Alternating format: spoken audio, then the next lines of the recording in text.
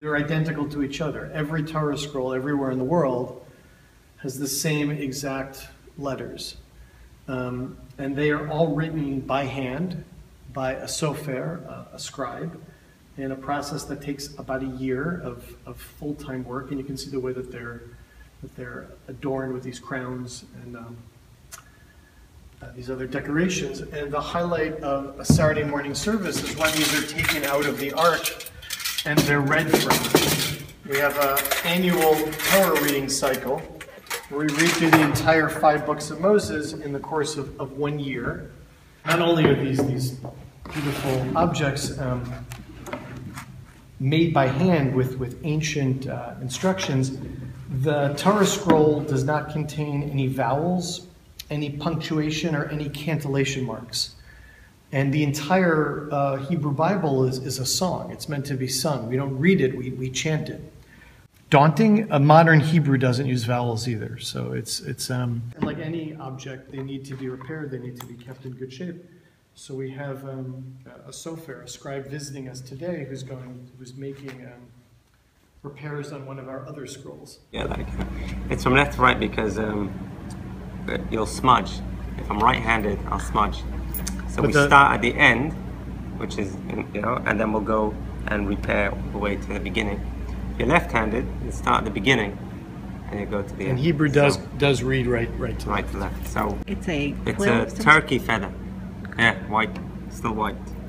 But it's turkey feather because it's 2 things. Number one, it's from a kosher animal, and the second thing is that it's thick. It's tough enough to cut a good feather, and you can get a good a nice letter out of that. So.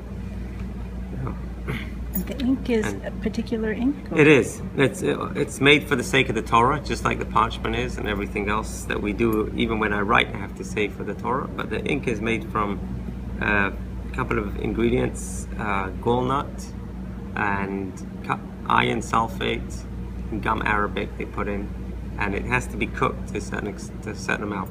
We just buy it because we don't really know the consistency. It has to be really 100% black, and it has to last a long time. And the reason that we have more than one, since they're all identical, you might ask, there's 2 reasons. One, there are holidays that more than one section is read from. So rather than having a lengthy time rolling these back and forth, it's more convenient if you have more than one to take more than one out. And secondly, if you're reading from a Torah scroll and you suddenly discover a letter is missing, or even part of a letter is missing, the scroll is not to be read from. You immediately put it back, and if you have a second scroll, you take out the second scroll and read from that.